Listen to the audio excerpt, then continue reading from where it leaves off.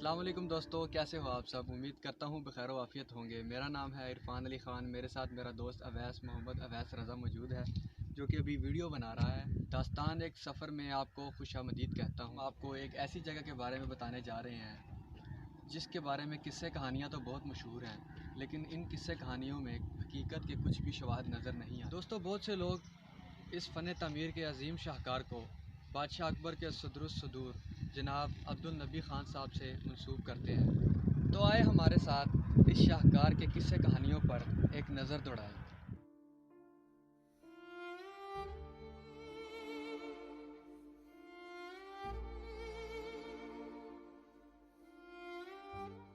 मशहूर GT road से गुजरते हुए गुजरांवाला से 40 किलोमीटर दूरी यानी 1 घंटे की मुसाफत पर यह एक छोटा सा कस्बा आबाद है, जिसे कोटली मकबरा के नाम से जाना जाता है।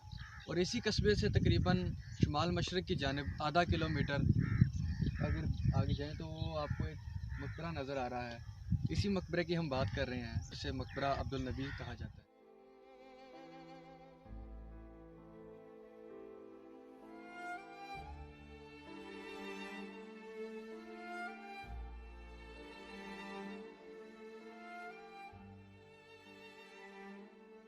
जी, इस जगह के बारे में मुकामी लोगों का इजहार ख्याल ये है कि ये मकबरा अल्लाह के एक नहायत ही नेक सूफ़ी बुज़ुर्ग का है, जो अल्लाह की बहुत ज़्यादा इबादत किया करते थे और उन्होंने इसी जगह पर वफ़ात पाई।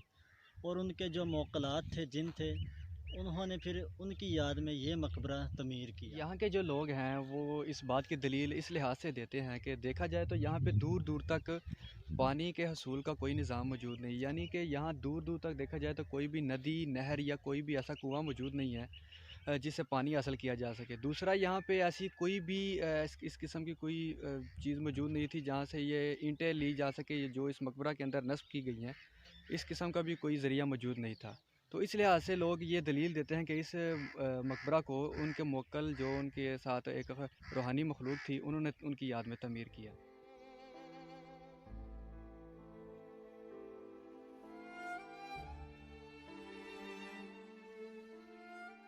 इस जगह के बारे में जो दूसरा पॉइंट ऑफ व्यू है वो ये है कि बाज़ माहरीन आसार कदीमा के मुताबिक अब्दुल नबी ख़ान जो थे वो बादशाह अकबर के उस्ताद थे और बाद में उनके काजी यानी सदरुस-सदूर मुकर्रर कर दिए अकबर गए। ने अपने खुद साख्ता दीन इलाही की बुनियाद रखी, तो अब्दुल नबी खान साहब ने आपको समझाने की कोशिश की, ये आप गलत कर रहे हैं, ये आप शरीयत के ख़िलाफ़ काम कर रहे हैं, जिसकी बिना पर आप पे बगावत का मुकदमा चलाकर आपको मुल्क बदर कर दिया गया और आप मक्का मदीना में जाकर रिहाइश पजीर हो गए और आपको हुक्म दिया गया कि आप जब तक बादशाह का हुक्म ना होगा मुल्क में दाखिल नहीं हो सकते।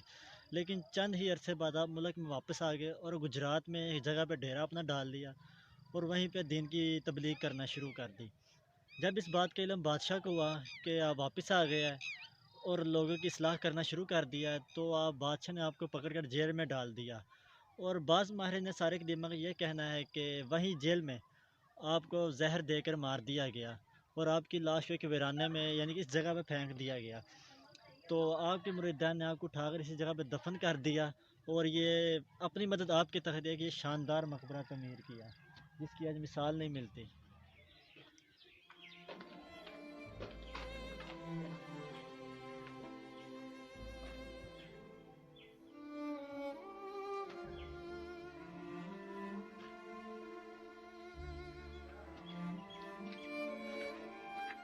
दोस्तों, आपको यहाँ मकबरा के अंदर के मनाज़िर दिखा रहे हैं। अभी तो इस मकबरा को देखा जाए तो यहाँ की हालत बहुत ही ज़्यादा खस्ता हो चुकी है और बहुत ही ज़्यादा जगह से ये टूट-फूट का भी शिकार हो चुका है। अभी आपको मैं ये आप देखें, ये मकबरे के अंदर के मनाज़िर हैं। ये इसके गुंबद का नीचे वाला हिस्सा यानी इसका छत है। काफ़ी जगह से ये टूट-फूट का शिकार हो चुका है और काफ़ी जगह से इसको दोबारा से रेनोवेट भी किया जा चुका है। लेकिन अभी भी इसकी बहुत सी जगह ऐसी है जहाँ से ये बिल्कुल ही खस्ता हालत को पहुँच चुका है। ये आप देखें, ये इसकी दीवारें जो कि जगह-जगह से टूट चुकी हैं और यहाँ पे ये कुछ दीवारें ऐसी हैं जो काफ़ी ज़्यादा खस्ता हालत को पहुँच चुकी थी। यहाँ से दोबारा उन्हें रेनोवेट किया गया।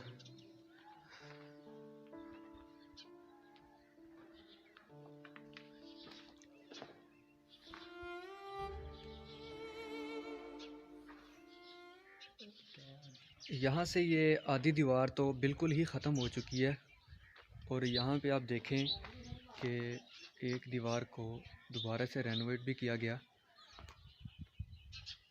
महकमा औक़ाफ़ जो यहाँ जिसके अंडर ये अभी है वो यहाँ पे दोबारा कंस्ट्रक्शन का काम शुरू तो कर देते हैं, लेकिन उसे फिर से आधी हालत में छोड़कर यहाँ से फिर से चली जाती हैं और ये फिर से वही टूट फूट का शिकार हो जाता है। अभी आप ये देखें, यहाँ पे एक तरफ की दीवार है जो बिल्कुल ही टूटने की हालत तक पहुँच चुकी है और ये कह लें कि कुछ ही दिनों या कुछ ही महीनों में ये दीवार किसी भी वक्त गिर सकती है और ख़ुदा ना करे कि किसी ऐसे हादसे का शिकार हो जाए या इससे किसी किस्म को कोई नुकसान हो।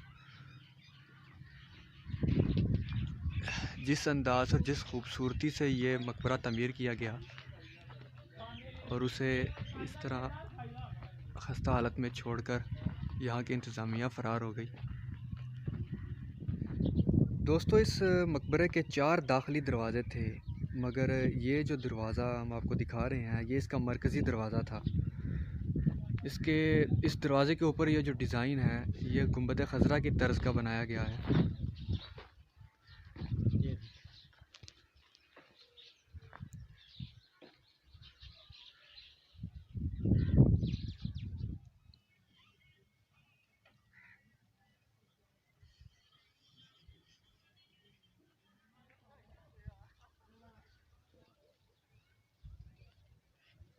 ये पिछली तरफ का दाखिली दरवाज़ा था।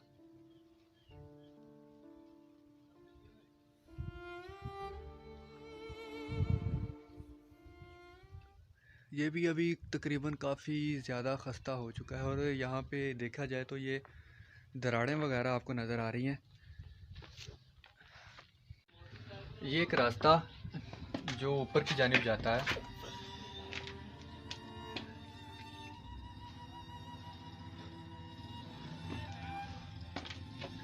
इस मकबरे के जो मीनार हैं वहाँ तक जाने के लिए ये भी एक रास्ता था। ये हम आपको दिखा रहे हैं, हमारी वीडियो में आप देख सकते हैं।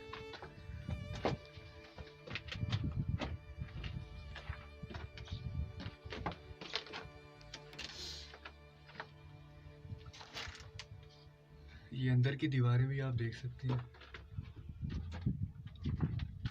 जगह जगह से ये दरारें भी आपको नज़र आ रही होंगी।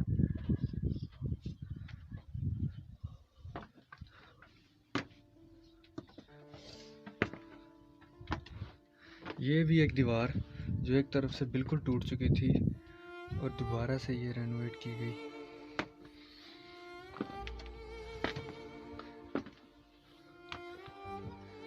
यहाँ से एक रास्ता जो ये इस मकबरे के गुंबद तक जाता है और यह रास्ता जो है वो सीधा ऊपर यहाँ के जो मीनार है वहाँ तक जाता है।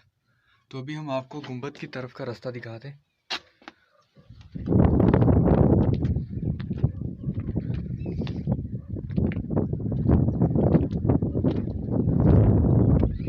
देखें ये गुंबद का के साथ वाले मीनार और ये छत है गुंबद के ऊपर। ये जगह कहा जाता है कि यहाँ पे दिए वगैरह रखने के लिए बनाई गई थी।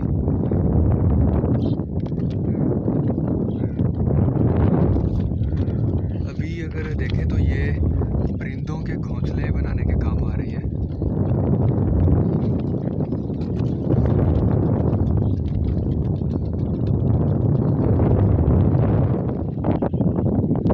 ये गांव का बहुत ही खूबसूरत नज़ारा देखने को मिलता है।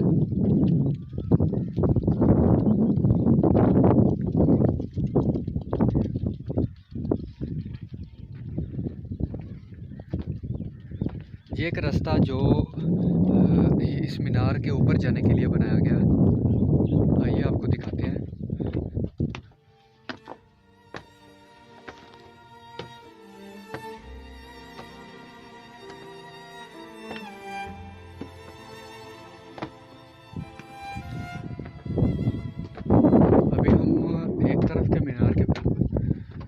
आ चुके हैं। आप देखें यहाँ से गांव का भी बहुत ही खूबसूरत नज़ारा देखने को मिलता है।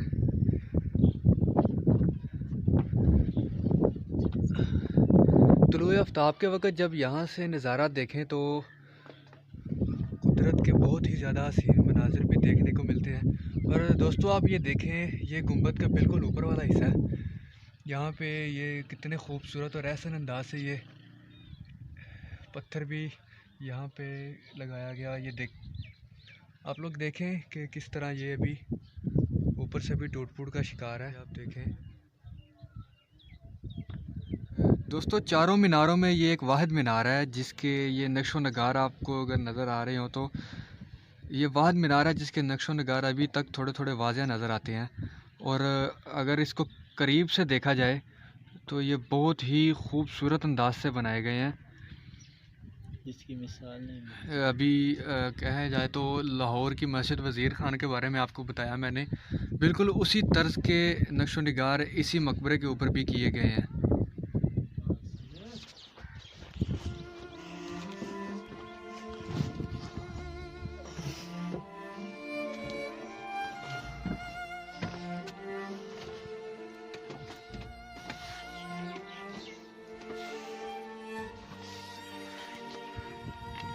ये एक तरफ का मीनार जो बिल्कुल ही टूट चुका है, बहुत ही नज़दीक से हम आपको दिखा रहे हैं।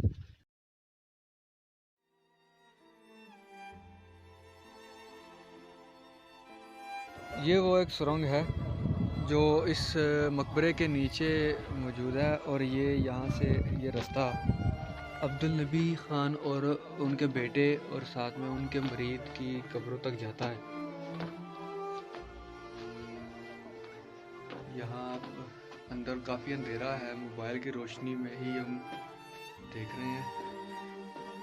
ये आपको दिखाएं तो कभी यहाँ पे बहुत ही खूबसूरत दीवारें हुआ करती थी, लेकिन अभी ये बिल्कुल ही टूट फूट का शिकार हो चुकी हैं। ये रास्ता बिल्कुल सीधा उनकी कब्रों की तरफ जा रहा है। यहाँ पे आप लोग देखें तो पहले कभी ये फर्श हुआ करता था जो बहुत ही खूबसूरत और ऐसे अंदाज से बनाया गया था, लेकिन अभी ये बिल्कुल ही वीरानी हालत को पहुँच चुका है। ये कब्र के अंदर के मनाजिर हैं।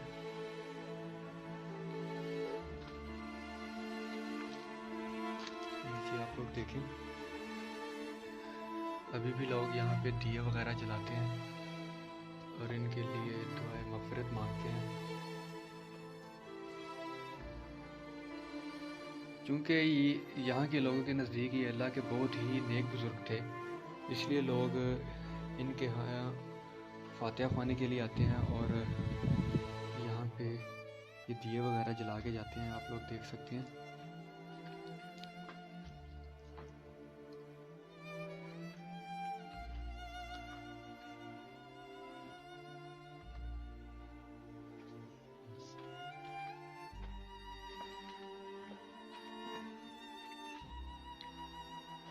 ये एक रास्ता जो रोशनी के सूल के लिए बनाया गया था, लेकिन अभी यहाँ से काफ़ी ज़्यादा दीवारें टूट चुकी हैं और ये मट्टी और ये मलबा नीचे गिरा है, जिसकी वजह से यहाँ रोशनी बहुत ही मुश्किल से दाखिल होती है। ये तो दोस्तों ये है कब्रें, ये है शेख अब्दुल नबी ख़ान और ये साथ में एक कब्र उनके बेटे की और एक उनके मरीद की है। टोटल 3 कब्रें यहाँ पे मौजूद हैं।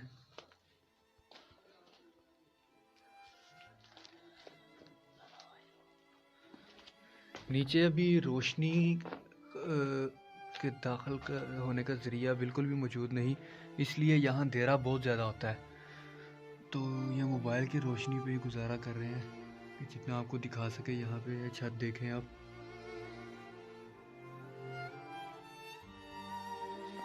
अभी हम यहाँ से बाहर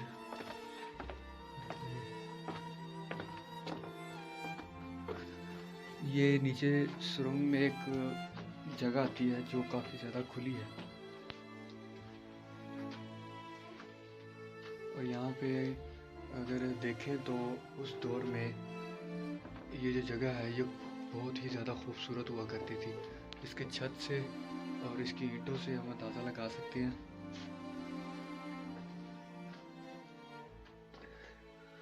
यहाँ से आपको बिरूनी मंज़र नज़र आ रहा होगा।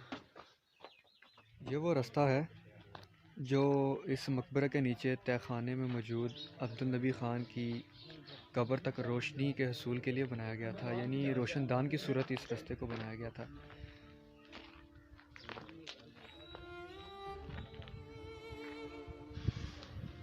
ये कब्रें आपको नज़र आ रही होंगी। ये दूसरी जानिब का रोशनदान जो कि अभी अपनी असल हालत में ही है, और जो मैंने पहले आपको दिखाया वो तकरीबन काफ़ी ज़्यादा टूट फूट का शिकार हो चुका है। यहाँ से आपको अंदर ये रोशनी कम होने की वजह से ये कब्रों का नज़र आना काफ़ी ज़्यादा मुश्किल हो रहा है। और अगर बैरूनी मंज़र दिखाएं तो ये आप सब देख सकते हैं कि यहाँ भी चंद ईंटें जो कि उतारी जा चुकी हैं।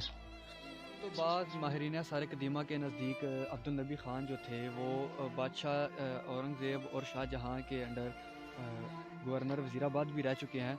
और चूँकि देखा जाए तो ये इस जगह का जो रास्ता है वो इंडिया के शहर अमृतसर से तकरीबन ही मिलता जुलता है।